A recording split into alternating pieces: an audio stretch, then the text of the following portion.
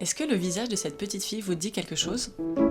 C'est celle qui deviendra la star mondialement connue Nina Simone. À l'époque de cette photo, on est à la fin des années 1930, en Caroline du Nord, et Nina Simone, qui s'appelle alors Eunice Waymon, a déjà découvert la musique depuis plusieurs années.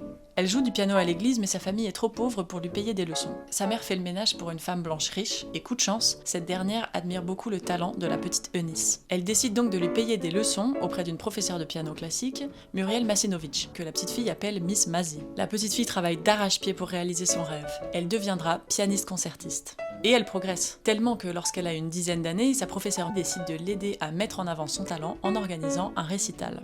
Mais tout ne se passe pas comme espéré. On s'attend à ce que les parents de Eunice Waymon, qui sont noirs, s'asseyent au dernier rang. Mais lorsque la petite fille s'en rend compte, elle est indignée. En fait, elle refuse de jouer tant que ses parents ne seront pas assis au premier rang où ils pourront la voir jouer. Et elle obtient gain de cause. Ce combat sera le premier d'une longue série de batailles que Nina Simone va mener contre le racisme, dans ses chansons et en dehors. Pendant le Black History Month, retrouvez-nous toutes les semaines pour découvrir les histoires des personnes noires qui ont marqué les esprits.